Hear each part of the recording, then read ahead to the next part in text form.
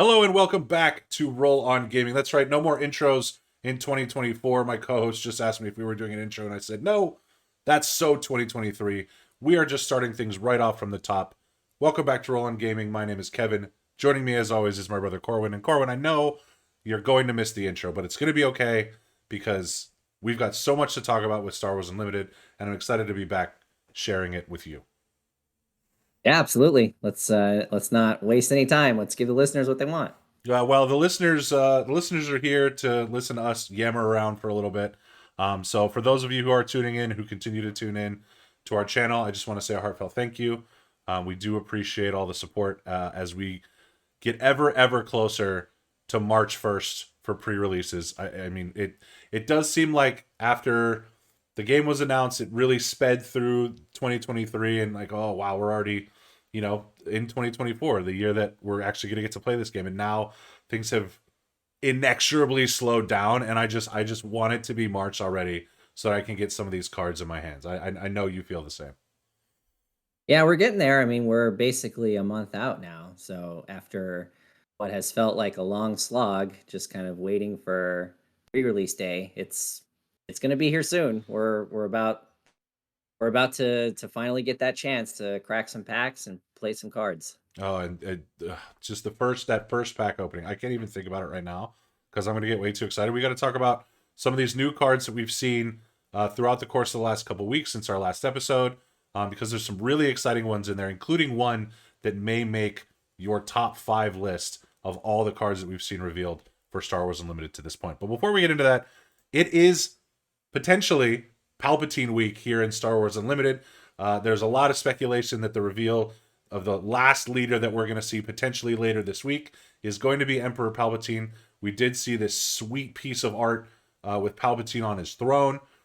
So I wanted to take a look back at one of our earliest episodes, Corwin, because 6 months ago, when the Emperor's Royal Guard was revealed and we got an idea that we were going to have an Emperor Palpatine, you and I, not knowing a whole lot about the game at that point still, because there were still so many things left to be discovered about Star Wars Unlimited, decided to take a crack at some of our early predictions for what a Palpatine leader could do. And so I want to just read my notes here because you said 6 months ago now, you said something that was very profound and very honed in and focused. You had a great idea, and that was that he would mess with your opponent's units.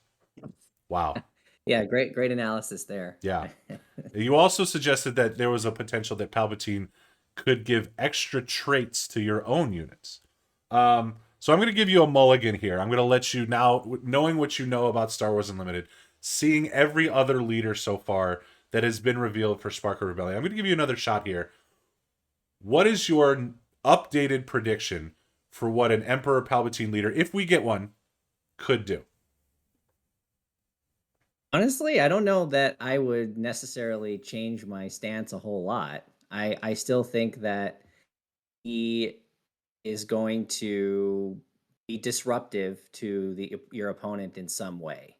I'm not sure that his buffs will necessarily. I mean, obviously, will favor your game plan in the sense that you're kind of stalling your opponent or forcing your opponent to reckon with, what he is doing. But I'm not sure that it's going to be like, a benefit on your side. So I still stand by the idea that maybe he's going to reduce health on units or exhaust units or in some way impact. And I think given the ability on his unit card, maybe we see that happening um, across the board for multiple units as opposed to one. Like maybe he gives -1/-1 to 2 units or something. I can see that kind of being a potential use for him, but I think I'm still landing on just doing his ability doing something negative to your opponents versus being something positive to yourself on your side. I was gonna give you some grief for not changing your stance at all here, but I actually do like the idea of giving negative stats to your opponent's units. Like I think that is something that plays up to the fear of Emperor Palpatine and like the imposing will of him as the Emperor and this all-powerful overlord. Like, I kind of dig that as an idea. So if that happens, shout out to Corwin for, sticking to his guns and actually making somewhat of a prediction there as opposed to last time.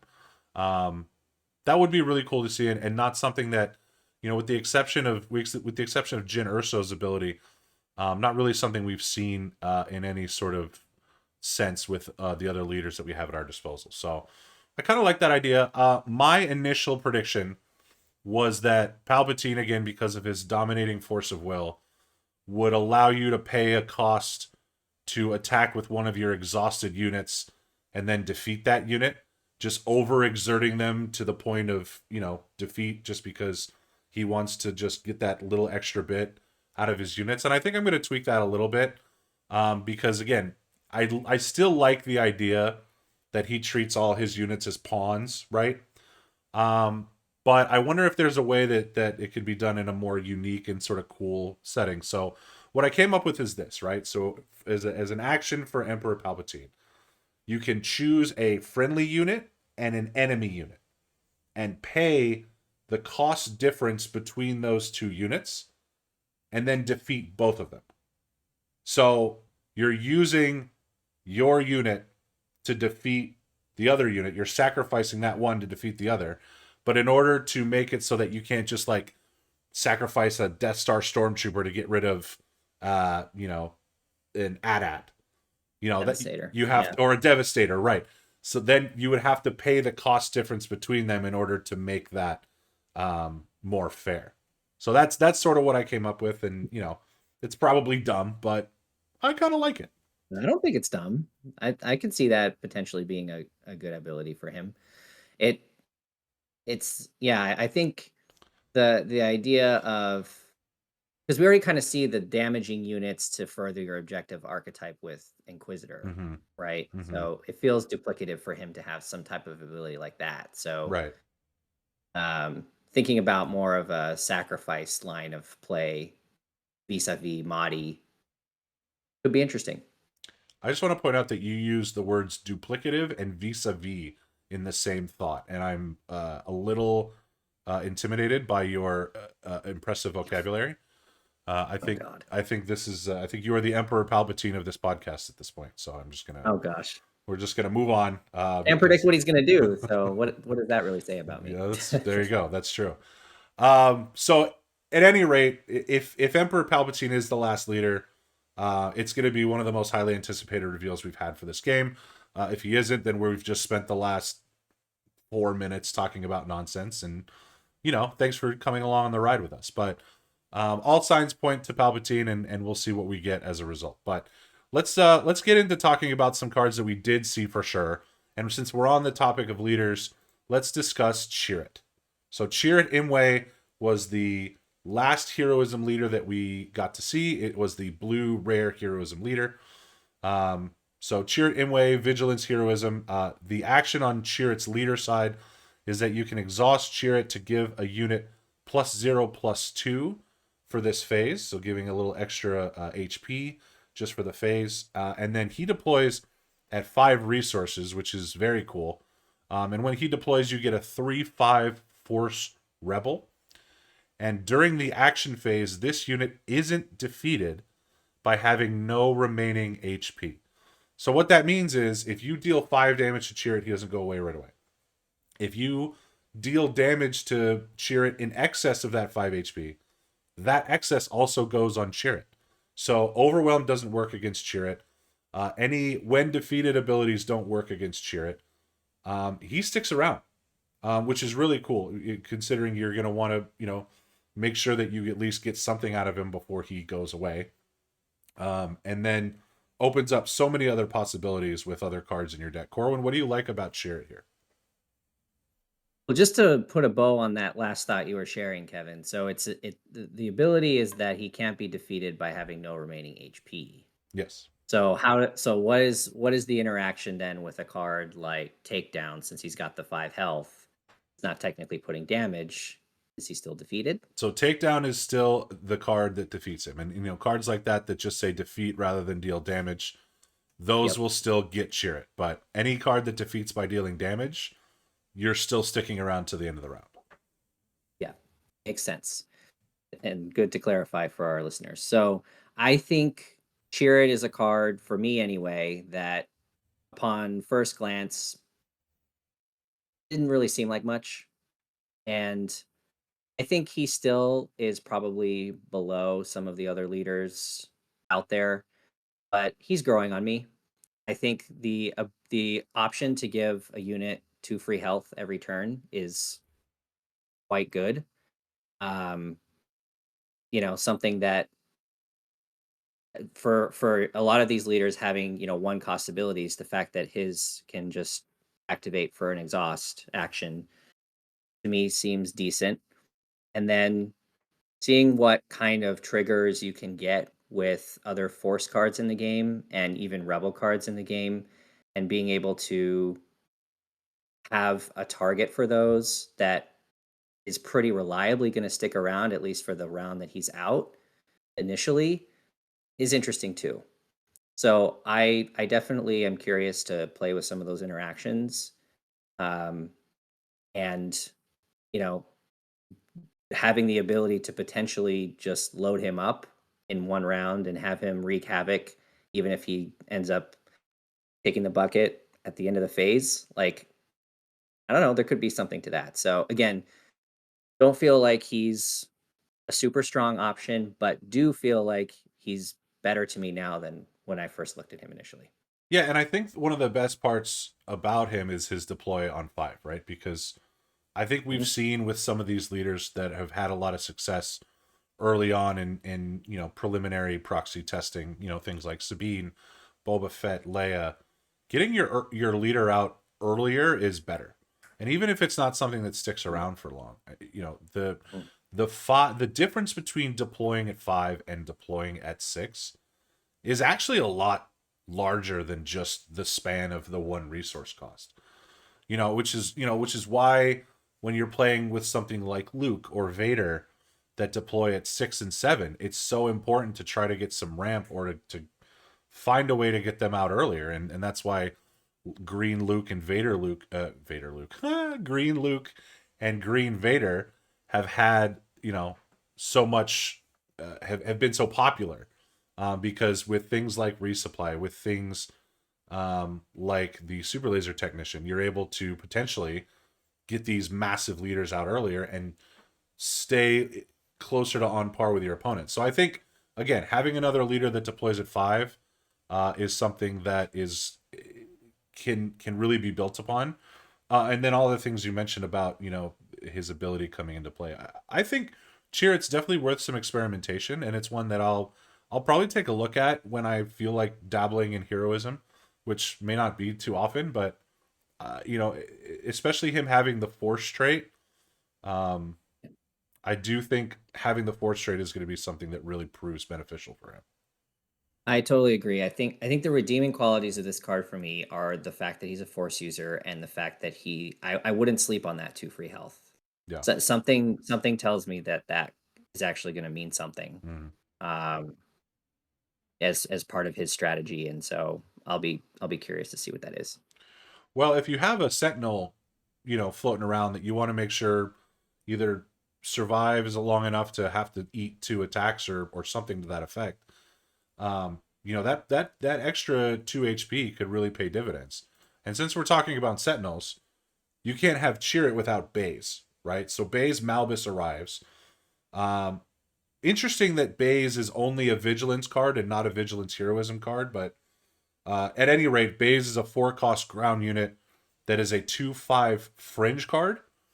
Baze has grit, and while you have the initiative, this unit gains Sentinel. So you could potentially make Baze a 2/7 instead of a 2/5 with Cheer It, eat more damage, and then attack for more with Baze even before he's able to be defeated at potentially the end of the phase. Baze is an interesting one because while that synergy exists with Chirrut, there's definitely just a world in which he's better in a villain deck, right? Like he fits already with Grand Inquisitor very well. Grand Inquisitor, Yeah, and then he's absolutely. also someone that you could put in a Krennic deck. So I don't know. What do you like about Baze here? What do you not like? Where do you stand on him? Oh, well, first of all, before I answer that question, I I'm having a hard time looking at this card and seeing him in blue because it just feels like, from the Destiny days, right? He Mm-hmm. was red in Mm-hmm. Destiny, and Yeah. like from his role in the movies, it almost felt like he should be a red card with how much he was just lighting up the Death Troopers in Rogue One. Mm-hmm. But nevertheless, here he is in Vigilance, and I kind of just looking at the units available for at least for Vigilance Hero, it seems like an awkward fit to me. It just doesn't feel like I mean, the Sentinel I think is good, but Vigilance decks are not always going to be the fleetest of foot. So I'm not sure how often you're going to have initiative and be able to use that Sentinel ability. Mm-hmm. And otherwise, I'm not sure that he necessarily fits the bill for what blue is really trying to do. So it feels a little bit awkward. Um, and agreed with you that there might actually be more applications with villain here. So I would say at this point, I'm lower on bays, and it'll be kind of a wait and see thing. But I don't know that I really want him over. Like I would much rather have Kanan, for the Well, same cost. yeah, I mean, Kanan's an incredible card, and also has better traits than Baze does.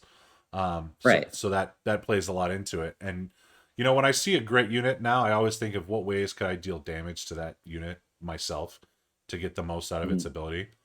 And honestly, like if I liked Scout Bike Pursuer, because I could deal damage to it with Death Trooper, then for that same reason, I like Baze Malbus Mhm. in a villainy deck, Mhm. because I can play this and then next round potentially play a Death Trooper, and now I'm attacking for 4 with Baze instead of 2. And then there's a Yep. world in which he has Sentinel and he's trading even more favorably. At that point, he becomes an Echo based defender, because with that 2 damage, he's all of a sudden a 4/3 Sentinel. So I don't know. I like Baze. I think I'll probably mix him in at some point, but I don't know. Like 4 cost is actually one that we need to see more units in. So I think if Baze fits sort of in that window, then I'd be in. But it hurts Baze for me that he only has the one fringe trait. So we'll see if that ends up coming back to bite me. Let's keep with the vigilance theme here. We'll take a look at some of these other vigilance cards that were revealed. Starting with Protector, which is a double vigilance upgrade, 1 cost. It has the innate trait. You get +1/+1, and attached unit gains Sentinel. Now I kind of like this because again, it goes back to the experience token plus scenario that we've discussed Mhm. previously. And giving something extra HP and giving it Sentinel for 1 doesn't feel bad at all to me. Now, obviously you have to do it in double vigilance, but it's still pretty sick. I mean, what do you think? Yeah, I mean, you know me, Kevin. I'm never going to complain about a one cost card for the most part. So I see this and I'm like, yep, this is gonna be just fine for a deck that's trying to hunker down and do what vigilance does, which is protect, protect, protect. So and it's going to be great and limited. So I think definitely definitely liking this card, and I'm not sure that it makes the cut in a 50 card standard deck, but I think it just kind of depends on strategy. I was gonna move on, but I think I have to revisit that part about being great and limited. I don't know how often you're gonna be playing mono and limited. I think that's the only drawback for Mm. me. Yeah, I think maybe sealed more so than draft, Mm, but mm. I think it's definitely one of those cards that if will reward you for Sure. going double aspect. Sure. Yeah, I mean, I think if you're going to play double aspect in constructed or limited, you need cards like this that will reward you for doing so. And I think Protector is one that, you don't feel too bad about playing, especially if you're looking to protect your base as part of your strategy. So, in on that, I'm definitely in on this next one. Speaking of Cheer It, as we continue the Cheer It theme, this is The Force is With Me. This is a 4 cost vigilance heroism event with the Force trait, Force keyword there. So that's important. And to you play Forces with me, you choose a friendly unit and give it 2 experience tokens. If you control a Force unit, also give a shield token to the chosen unit. You may attack with the chosen unit. So +2/+2 and a shield, and you get to attack with it for the cost of 4. Now, the ability itself is awesome. I wonder if that's worth 4 resources. Where do you land on the cost curve of the forces with me? Yep, that's exactly where I'm at with this card too, because it feels to me like it's overcosted. I I think that there's definitely, I think the arguments in favor of it are it's 2 experience tokens and not like +2/+2 for the phase. Mm-hmm. So like that could potentially be worth it over like, Fleet Lieutenant gives you +2 attack and lets you hit with the unit for 3. Mm-hmm. So like thinking about that versus this, especially because you also get the shield. Um, I think it could be okay at 4, but I'm not convinced. I'm just not convinced, and um I think it's something that probably doesn't make it for me at this point. Mm. Um, just because I don't know that what you're getting back for 4 is as impactful as it needs to be. I'm going to take the other side of this because I think at 3 it would be busted. For Um, sure. and I think It so. can't cost 3. No, it can't cost 3, and I think so that for that reason, I think it's perfectly costed 4. And I think this is more of a closer card than people might realize. I think in the late game when you have resources, and it all comes down to whose big bad impactful unit is able to make more of an impact. If you are 2 attacks shy of getting rid of your opponent's unit, or if you have a sentinel that doesn't quite measure up and you need to find a way to 2-for-1 it, or give it that extra to make sure your opponent, runs into the sentinel and also has to be defeated as a result. That's when this card really proves its worth, because you get that shield and the experience. Um, so you're able to do the extra damage, get the extra HP, and also survive an attack, provided you're not going up against something that has Saboteur. I like this, especially again when you mix it in with the Force suite of cards that we have already.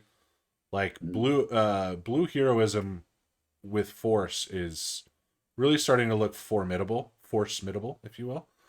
And so Nice. I think that I would include this, because I don't think you play it round 3 when you have 4 resources. I think Oh. you play this late to remove that high impact unit, and make sure that I mean, I you think it makes survive a the lot of sense process. with Chirrut.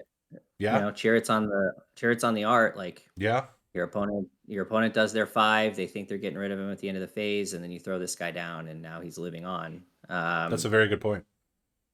I don't know. It's just but that to me is like why I take the stance I take. It's like for me, it's like a 3.25 or a 3.5. Mhm. It's not a 4. So like how do I reconcile an inclusion there versus something else that probably packs more punch? Well, when you build your cheer deck and wipe the floor with me when Star Wars Unlimited comes out, then I'll make sure to check Let's your do it. to check your deck and see if this one's in there. So speaking of double aspect cards, as we move back to that, let's talk about Bendu. Bendu is awesome. Okay, so Bendu 6 cost, double vigilance, ground unit. You're getting another force unit. This is a force creature that has 4 attack and 7 HP. It's also a sentinel, and on attack, the next non-heroism, non-villainy card you play this phase costs 2 less. So again, the one in the middle, and that's literally his subtext is the one in the middle. Um, Bendu's sick. Bendu's probably is Bendu. Yeah, I would say Bendu might be the second or third best double aspect card we have at this point. That's where I land on it. Like overall or just in terms of units? Double aspect? No, double aspect card. I think it's cunning, and then it's either Cantina Bouncer or Bendu. Like they're right there. Huh. Interesting. Yeah. Okay. I mean, I do like Bendu. Love the 7 health as a sentinel. Uh, I'm not sure how much his on attack ability is going to trigger, Mm-hmm. but I guess if you're playing him, you're sort of building for that on some level. And yeah, obviously the force keyword too. So I think he's great, a great option for 6 in mono blue, and um, I think that there are potentially some really good plays you can trigger with him and that ability. So I like I like that. I like where he's at 6. It binds all things costs 2, right? I think it does. Yep, So you could it potentially get a does. free it binds all things after somebody hits Bendu and transfer that damage elsewhere. Because it just says card. It doesn't say unit, Mm-hmm. which is part of why that ability is really good. Yep. You can also play takedown for 2, which is wild. Yep. So yeah, I really like Bendu. I think Bendu is going to be one of the better rares to get, and I think probably one of the better double aspect cards that we'll see in Spark of Rebellion. So there you go, Bendu. Probably fair. We like the Bendu. I can like I said this on social media. I can also just hear this card. I can just hear him saying Kanan Jedis, and oh yeah, hilarious. So we'll keep going. We'll stay in vigilance a little bit longer. We got to talk about Power of the Dark Side here. So Power of the Dark Side Yes, was we do. was one of the cards revealed by the folks over at Ice Cave Radio, formerly known as a different name, but now they're Ice Cave Radio. So that link will be in the description below. By the way, the Forces with Me was also revealed by Nelson Oliver Cards. I want to make sure to give them a shout out. Again, link below. Go check it out. Power of the Dark Side is one of my favorite new cards. 3-cost event, Vigilance Villainy. It's an innate trait, and an opponent chooses a unit they control, defeat that unit. Art is beautiful, ability is beautiful. I'm all in. It's a 3 of in every Vigilance Villainy deck I build. All in. Yeah, and I don't blame you for that. I mean, it already wrecked my face in that. If you haven't checked out the latest Chronicles episode, go take a look at that because this card did some major work against Luke. Yeah, for board control and removal. At a 3 cost, you having the ability to kind of control when you play it, so you can target the unit you really want to. For the most part, super strong option for villainy. I need this in hyperspace, and I need it in hyperspace foil, and I need it now. Needs to happen. This is going to be one of the better hyperspace cards that we see. But I really like this card. I'm going to use it a lot. Speaking of double aspect, as we move into aggression, now that we're finished with vigilance, let's talk about Rallying Cry. This is a 3-cost double aggression event. It's a tactic. Each friendly unit gains raid 2 this phase. I don't like it. I don't like it. Save me with a better opinion of this, Corwin, because I don't have one. I mean, I like it in the sense that red has a lot of cheap units. Like it feels like in a deck that's trying to go wide. But then again, you have to be in double red for that. Mm-hmm. I don't know. I mean, having played a lot with Red Hero recently, I think I'm potentially a little bit biased in my like of this card. Mm-hmm. I'm not going to say it's great. I will say I think, well, I don't know. People have been giving attack pattern Delta love. I still don't see it. Like, I would probably rather have this. But I don't know. I think my recent exposure to Red Hero is giving me an inflated view of this card as being potentially giving like 3 or 4 units raid 2. Like, okay, yep, I'll do that. But the problem that I have with that, and it is twofold. One, I think it's good in Red Hero because Red Hero is good, not because the card is good. And the other side of that is, you brought up a really good point with attack pattern Delta that I want to hit on, and that's, if you play attack pattern Delta, they already have the extra boost of power, right? If you give Mhm, +3, +3, +2, +2, +1, +1 for the phase, they have that. mhm, If you attack into those units that have been affected by attack pattern Delta, you're going to take that extra damage. Whereas if you mhm, attack into units that have been given raid 2, they're not going to take the extra damage that raid, because it's raid. It only happens on attack. mhm, So you're like, if you give Benthic 2 tubes raid 2, and your opponent chooses to then attack into Benthic 2 tubes, Your opponent's only taking 2 damage, not 4. So that's Yeah. I think attack pattern delta edges out this card, and I don't know how much I'm going to be playing attack pattern delta. So that's where I land. But Agree to disagree for now, I think. yeah, I mean, look, we'll see, right? Like again, this will be one where I won't see it coming when you're playing, Sabine aggression, and you'll just rally and cry and break my face. So it's entirely possible. All right, let's move on to a card that I think is a lot more usable in Red Hero, and that's Carabas. This is a 2-cost aggression heroism event that is a Spectre tag, and a friendly unit deals damage to an enemy unit equal to the amount of damage on the friendly unit plus 1. I really like Carabas. Me too. And every time we see one of these cards with Spectre, I'm like, okay, where's Hera at now? Mm-hmm. How's she doing? So I think definitely excited to see this card as an option, and even regardless of the Spectre trait, like this ability for 2, I just think is very good. Mm-hmm. So I like it a lot. Yeah, especially if you're playing this in a deck that has a lot of high HP units, and if they're sentinels or whatever, think to playing Carabas with Cheer It, right? If your opponent does 6 damage to Cheer It, you can turn around and pay 2 and deal 7 damage back to your opponent before Cheer It goes away.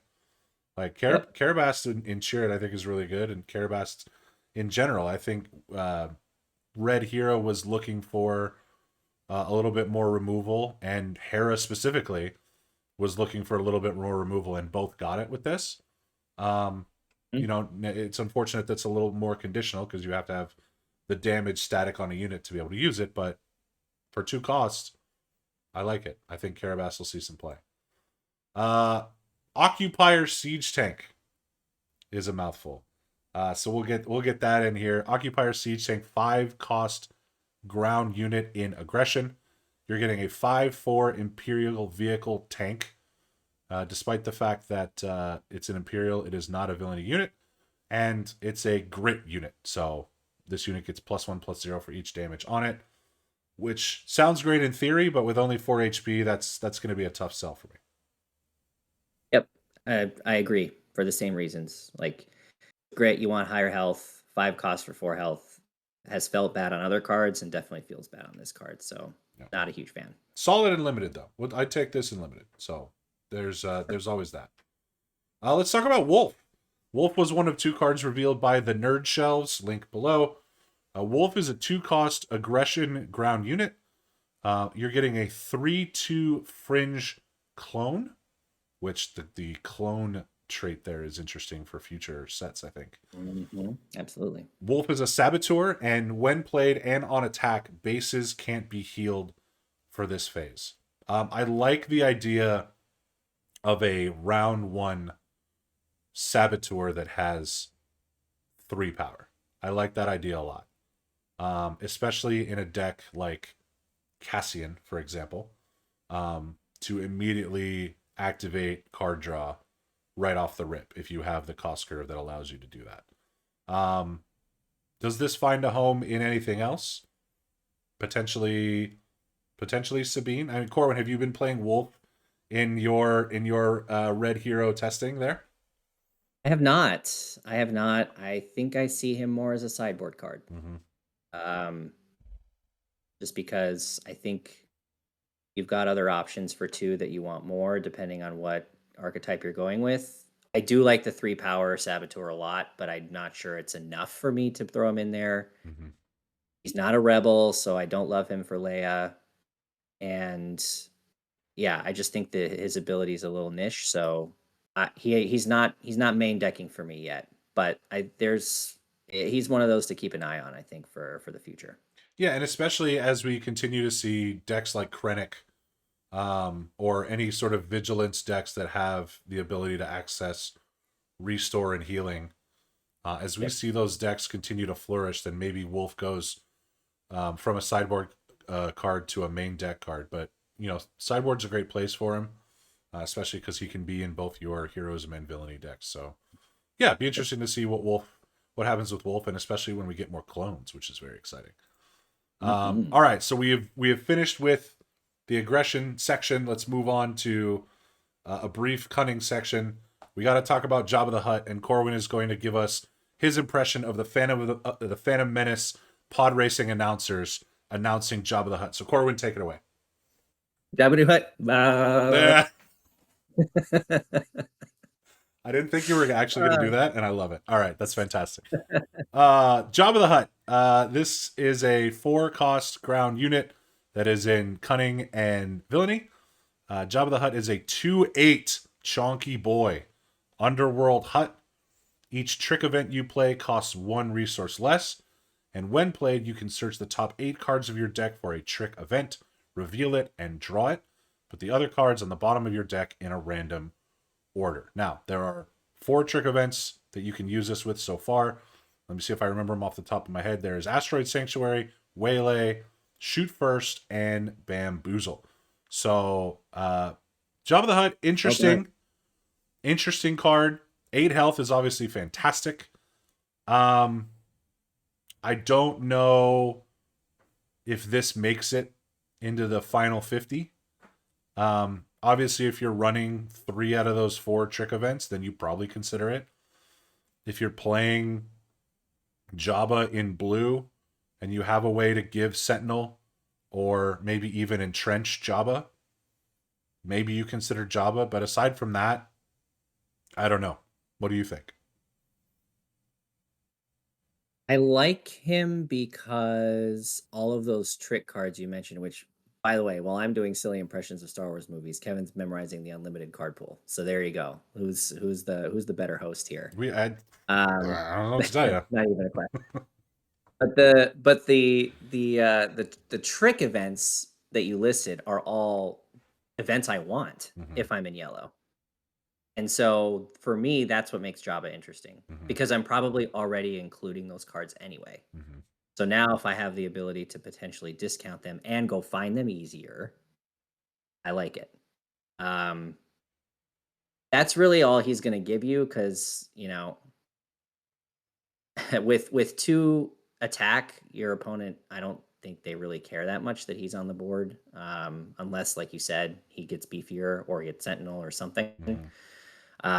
So yeah, I think maybe you try to design a way to make him more of a target. But again, the interest for me in Jabba is the fact that you're already including these cards anyway. So why not also maybe try to get them for cheaper? Here's what I want and don't want to see with Jabba the Hutt. I want to see a unit like Wing Leader or TIE Advanced that gives Underworld units +2/+2 when it's played. Yeah, the Underworld. Yeah, I'm totally with you on this. The reason I don't want to see that is because it just makes Boba Fett that much better.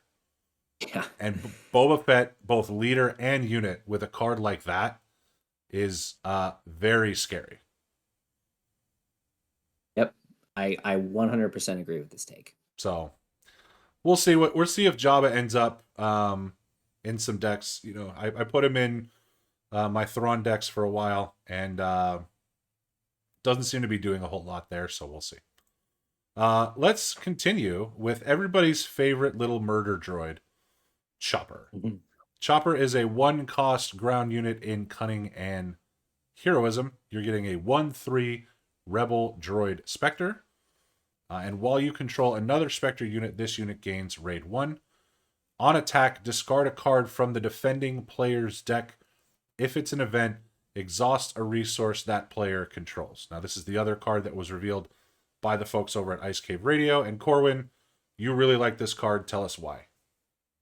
Yeah. 1 cost, baby. No, it's not just for that reason. No, I mean, why not? Like, if this is obviously like the Spectre giving him the raid 1. That to me, just throw it out. It's like a bonus, because obviously you're automatically putting him in any Hera deck. And I'm not sure. I'm not sure that you're going to trigger that raid 1 if he's not with Hera. So let's throw that out. But this, I don't know. This on attack ability has me very intrigued. I mean, I think there's potential for it to be played around, but you get to automatically discard on attack. which doesn't feel bad. The upside of exhausting a resource definitely doesn't feel bad. And he costs 1. Like he's a great opening unit to drop. And he's got 3 health. So I think, potentially he could be an early game target for your opponent's early units, but he can also just be very annoying if he's left to live. So I don't know. I'm kind of in on Chopper. I like what he's bringing to the table. Chopper to me is a 1/3 Sentinel because I am not leaving this around to exhaust my resources. I'm not doing it. Like, I Fair have to enough. attack into this Chopper to get rid of it because I can't imagine the amount of frustration that I would have having my resources exhausted when I'm trying to play on curve. So, aside from that, obviously the stat line isn't amazing, but I have to attack into this thing, and maybe that's what makes it good for 1 cost. So, uh, definitely fits into a Hera deck. We'll see where it fits everywhere else. Let's talk about Don't Get Cocky. This is an interesting one. 4 cost event in Cunning. It's a gambit. And there's a wall of text here, so I'm going to read it here. Choose a unit. 1 at a time, reveal cards from your deck until you choose to stop or have revealed 7 cards. If the combined cost of the revealed cards is 7 or less, deal that much damage to the chosen unit. Put the revealed cards on the bottom of your deck in a random order. So, Cora, when you're the Vegas savant here, are you going to write up the blackjack book on Don't Get Cocky? Is that what we're going for here? Nope. Not touching this card with a 10-foot pole. What Yeah, does it's the just book say about Don't Get Cocky? Do you hit it 4? Do you stay at 4? What are we thinking? yeah. I don't ever see this. I don't ever see this card. I feel like you're maxing out at two cards off the deck. Um, because I think if you're including this, you're probably making sure your cost curve is low, and I'm not risking it. If I get to even as soon as I get to 4, I'm done. Um, I'm not trying again because I think I'm just trying to target a lower HP enemy at that point, and then it's not even worth the 4 resources. So I'm like, thank you very much. See you later. I'll avoid this card.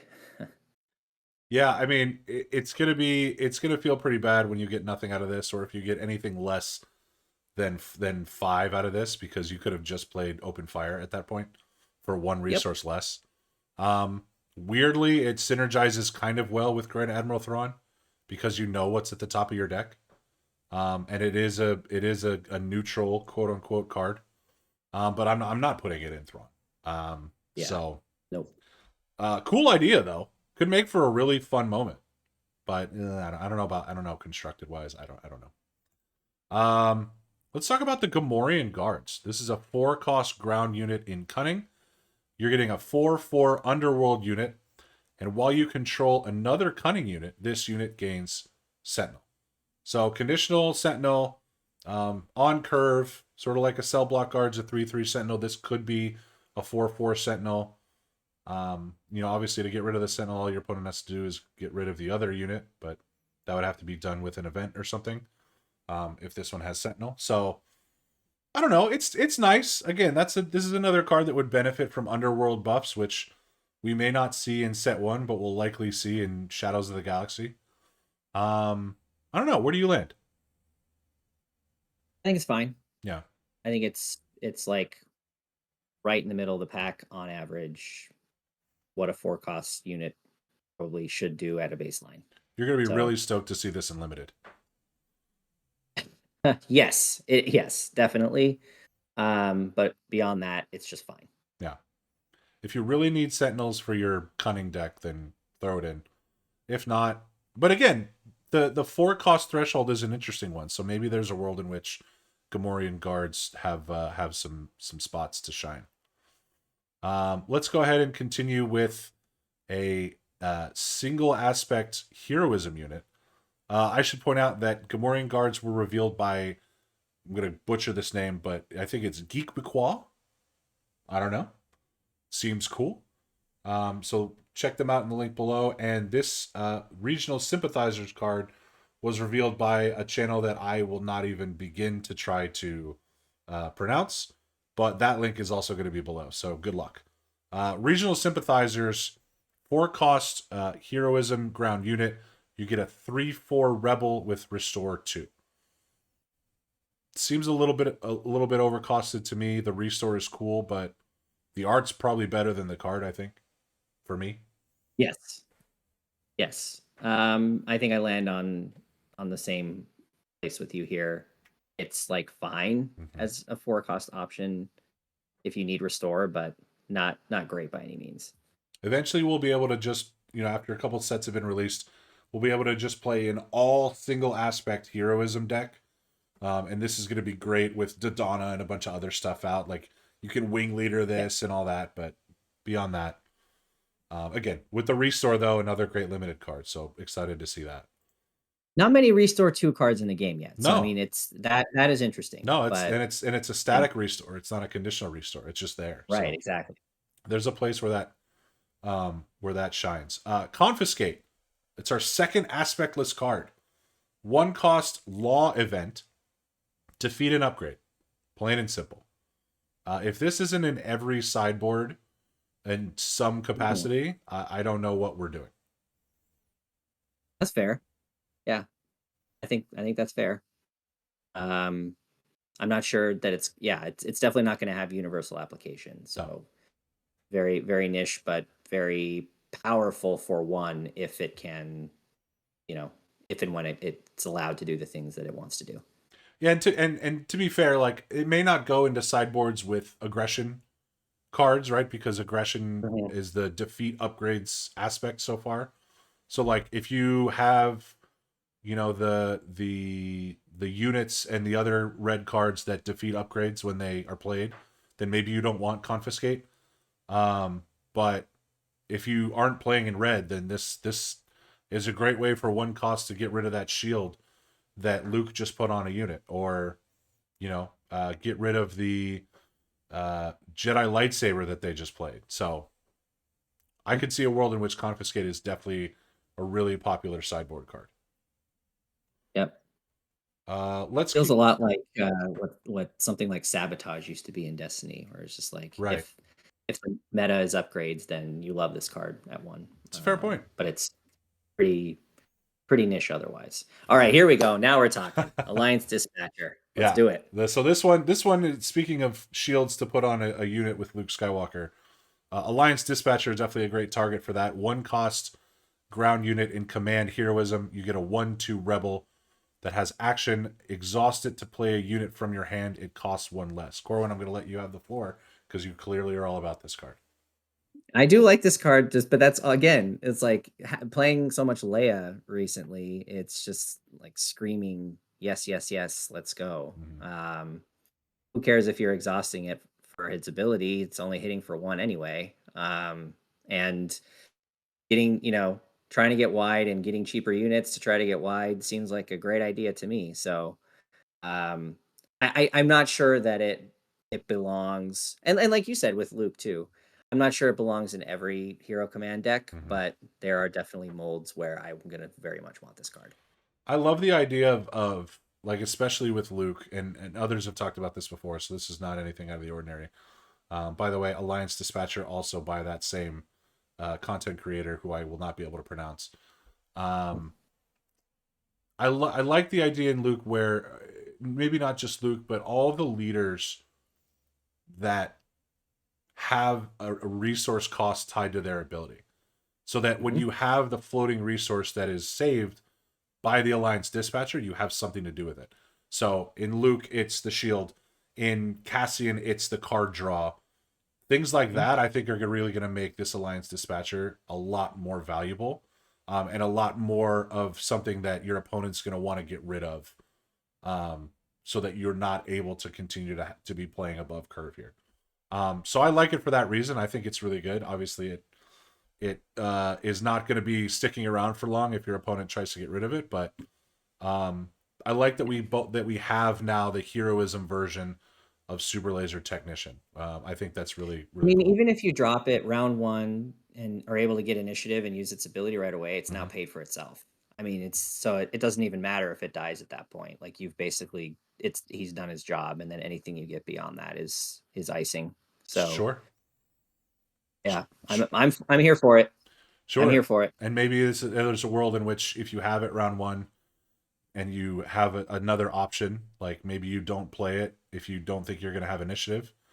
You play the other option, and then if you don't think it's something that's going to survive, then it becomes a resource. But if this is able to save you at least one or two resources, then yeah, you're right. It does pay for itself. So that's a good point. Staying in command, we have the Escort Skiff. Escort Skiff was revealed by Nelson all over cards. It is a 4-cost ground unit in command. You get a 4/4 underworld vehicle speeder. And while you control another command unit, this unit gains ambush. Paying 4 for a 4/4 with ambush, that feels pretty good, especially considering we've all been paying 5 for a 4/4 with ambush to this point with Agent Callus. So, With Callus. Yep. obviously you don't get the card draw that Callus gives you, but Escort Skiff, it could find a place. I mean, again, this is one that you love to see in limited. Oh, sure. And this one I think is better than Gamorrean Guard. I think the ambush is worth more, but also clearly we're on a series here where it's these 4-cost units that do something if you have a corresponding unit in that aspect. Mm-hmm. So I'm sure we'll see we'll see more of these, but yeah, definitely not complaining too much about Escort Skiff for limited formats. Yeah, so that's interesting because we have seen ones at other costs too, because the cartel spacer allows you to exhaust, but that's a 2-cost. That's when you have a command unit. Yep. And then partisan insurgent is 2 costs as well. If you have an aggression unit, it gets the boost. So Yep. It's nice to see these themes sort of play out in the design, which is really cool. Let's talk about Frontline Shuttle. I really like this card because it's sort of kooky and combo-y. This was also revealed by the Nerd Shelves. This is a 2-cost space unit that's in command. You get a 1/3 vehicle transport, and it has action: defeat this unit, attack with the unit, even if it's exhausted. It can't attack bases for this attack. So automatically, like this is a way to either immediately get value out of a unit that hits the field exhausted, or 2-for-1 something potentially, or even get some damage in on the base with something like Overwhelm.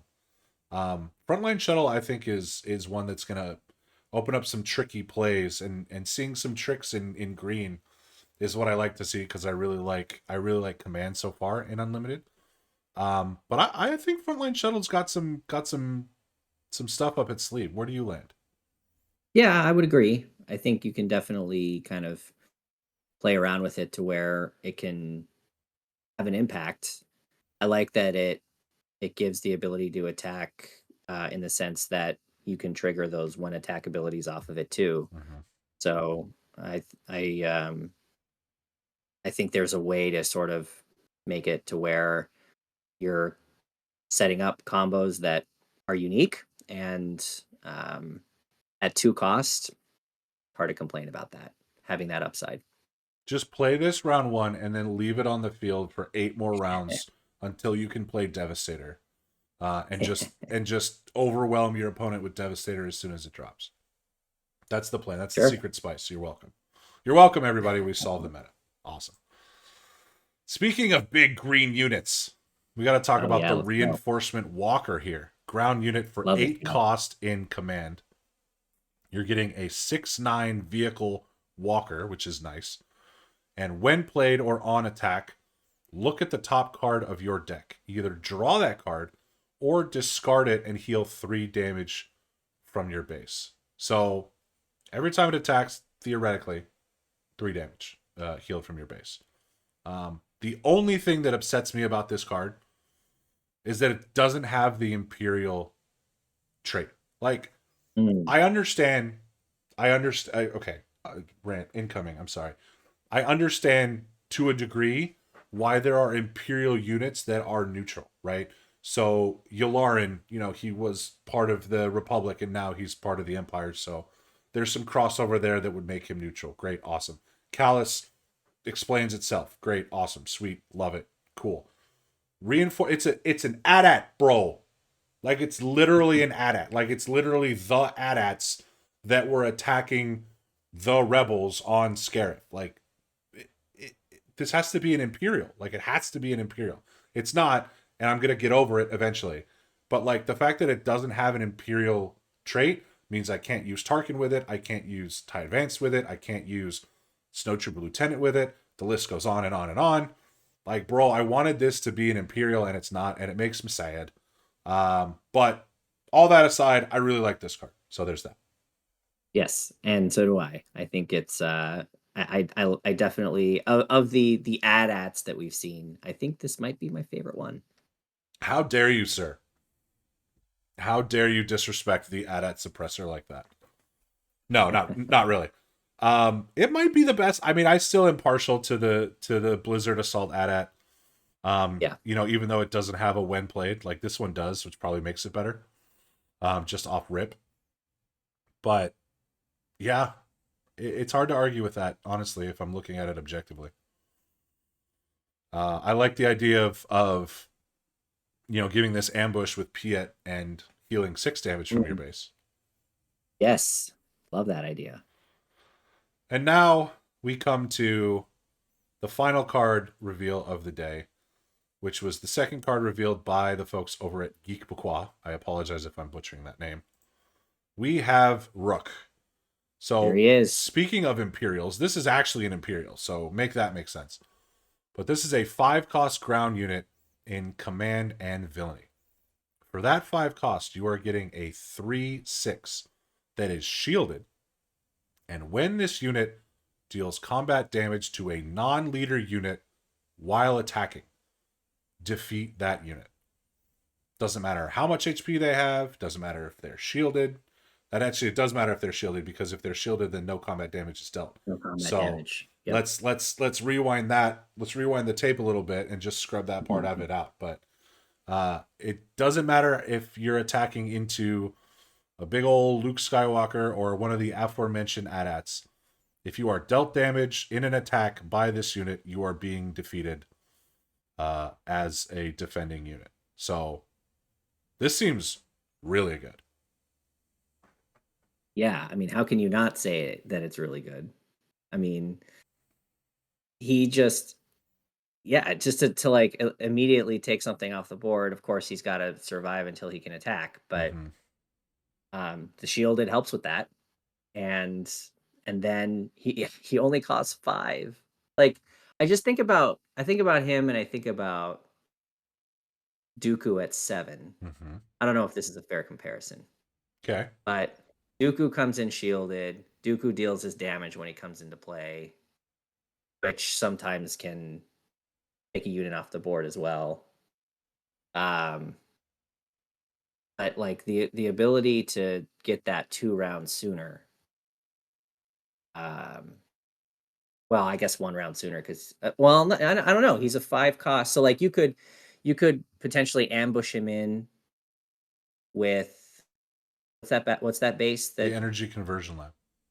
Thank you. That one. See, memorization of the card pool. This guy, right? So like I just this card is really good. Yeah, that's the thing. Like you don't even have to wait to see if he survives to make an attack, because he literally is in the same aspect as the Energy Conversion Lab, which is probably the best base in the game, which gives you the best ability of a base in the game, which provides this unit with just an amazing opportunity to completely delete a non-leader unit immediately. Yeah. And because he comes in at 5, like you're going to have impactful non-leader units at the table on the table by that point in the game. Yeah, in theory, you are, if you haven't been removing them already. And also, like, there's a world in which if you're going to survive the attack anyway, like there's a world in which you can choose to make the attack with ambush and deal the damage and then put the shield on so that you're protected even longer. because you get to choose Mm. the order of operations there. Mm. So Yes, indeed. now the other part of this, and the reason why you might not want to do that, is at 6 HP, Rukh is takedown proof. Yeah, So it's not yeah, that's so crazy. Like yeah, it's not even like he's a weakling when he comes in and has this crazy ability. No, he's going to have survivability. yeah, yeah. 6 health plus a shield. Like that is just Mhm. crazy pants. So this card's really good. I think both you and I agree. Yes. Would you venture to say that this is one of the best cards that we've seen in Star Wars Unlimited? One of the best meaning One of the best. what? One of the let's It spin doesn't this a make little my bit. top 5 if that's your question. Okay, so that's a good you bring that up, and that's a good point because we asked folks on our social media this week if they thought that Rukh was a top 5 card so far in Star Wars Unlimited. Now, the spirit of this question, and one that I hope people applied, is that we were looking for like top 5 cards that you can put in your deck, right? So leaders and bases excluded. Because obviously we know there's some really great leaders, and Energy Conversion Lab is a really awesome base. But those don't really have any effect on Rukh except for, potentially what color you play him with. So we asked that question, and of voters polled who chose to answer the poll, 65% of them said that they would put Rukh in their top 5 in Star Wars Unlimited, which is Mhm. really cool. So now that begs the question, do you agree? And if not, what do you think your top 5 is right now? I mean, he definitely is honorable mention. Okay. I don't think he makes my list. Okay. And I think the main reason for that is because in his aspect and at his cost, there's another card occupying that slot already, and Mm. it's Overwhelming Barrage. So you don't have room in your heart for 2 really good command Two villainy 5-cost cards. villain commands. Yeah. I mean, not yet. Okay. When Rook comes and wrecks my face and takes all my units off the board, Mm-hmm. then I will change my stance. But for right now, I still give it to OB. Okay. All right. So overwhelming barrage makes your list. Where do you put in the rest of your top 5? In no particular order. Mm-hmm. Am I just vomiting a list right now, Mm-hmm. or yes? Does not Okay. have to be in So, particular order. I think anyone who has listened to this show for any extended period of time knows that my love for unit Leia is and knows Mm-hmm. no bounds, Mm-hmm. and I still feel like she is one of, if not the best card in the game. Um, I am also really high on No Good to Me Dead. I just think being able to take a unit off the board in terms of exhaust for 2 rounds is insane for 2. Just like absolutely insane. Uh, I mentioned OB, and then I think the other 2 that make my cut right now are Super Laser Technician and Cunning. I Yeah. think that's where I land on Wow. my top 5. Wow. So a lot of similar colors in your top 5. If I counted correctly, that's 3 cunning cards and 2 command cards, and that's your top 5. Yes. Interesting. Yes. Interesting. Okay. I think I would agree with a couple of those. Um, I I don't know if Rukh makes it. I think the only thing holding him back is the fact that if you attack into him, you're not getting the effect of his ability. So Mhm. if there's a way to take him off the board before he gets a chance to attack, despite all that protection, it's going to be tough. It's going to be tricky. But he's definitely in consideration for like one of the last spots to make it because I think especially when paired with Energy Conversion Laboratory, he's really good. Yes. That Um, that combo is it's disgusting. it's disgusting, but I think there's a lot of combos in which ECL is disgusting with anything. So, That is true. overwhelming barrage makes my list for sure. Cunning makes my list for sure. I think both of those cards are in my top 5. I don't think I'm as you are on Unit Leia making the top 5. Or No Good to Me Dead. Both great cards. Both do similar things, but I don't think I put them there. I think for me, I would give Luke Skywalker unit the nod. that card has just been such a blowout in all the games that I've played with it and against it. It's just so powerful. Like it really feels like a bomb is dropping on the table. And that's how it should feel at 7 costs. So I think that's what gives it the nod there for my top 5. We were extending to a top 10. He'd be in it. Sure, absolutely. I think you could make the argument for either one of 2 cunning cards to go in there between Unit Boba Fett and the Millennium Falcon. I probably lean more towards Boba Fett because there are times where, again, just like with the Alliance Sympathizer, I don't want one of my resources exhausted, and keeping the Falcon on the table requires that. So I probably personally lean towards Boba Fett there because of his ability to deal extra damage to exhausted units that have been around for a while.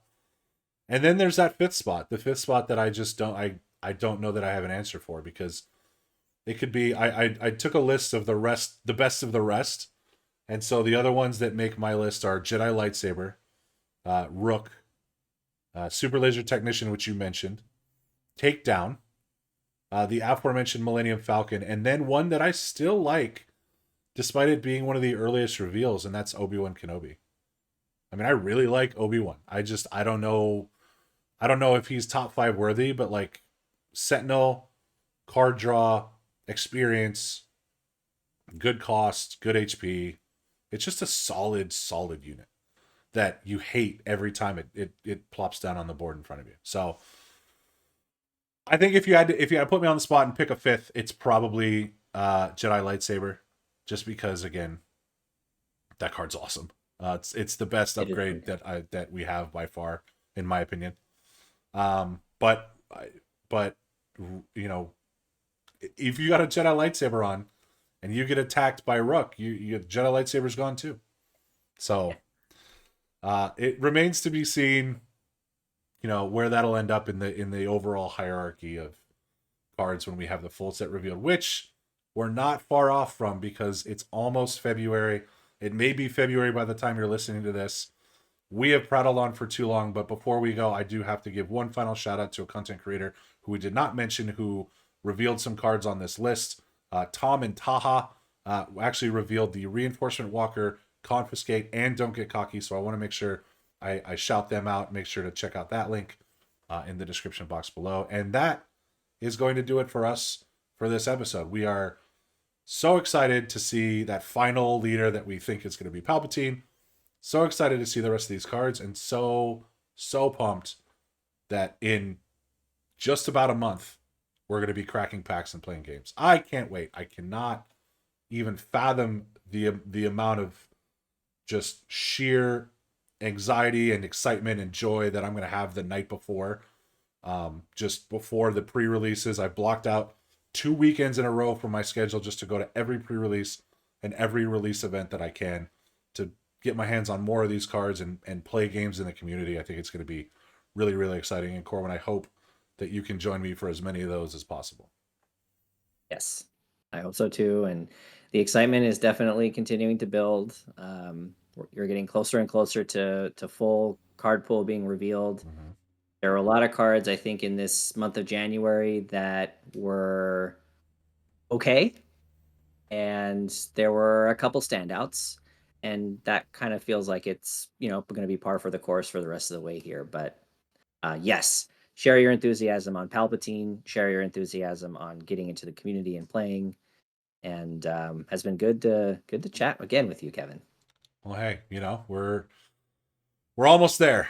We're almost there. So I'm really excited that hopefully soon, as we continue to build up here, I'm getting our in-person setup ready. So we're gonna potentially jam some games on camera, and then everybody can see what I've been talking about with you just being a better card game player than me. And don't even start. The sandbagging that's happening right now. Yeah. We gotta get the reverse psychology in a little early. So, but that is going to wrap it up for us. Thank you all so much for continuing to listen and continue to support the channel. For those of you who have not subscribed yet, please go ahead and do so. We're gonna be churning out Star Wars Unlimited content as much as we possibly can when the game releases. If you liked what we discussed here today, please feel free to click like on the video. That helps us out a ton. And hope you enjoyed. We will see you next time. For my brother Corwin, I'm Kevin, signing off. Have a great day.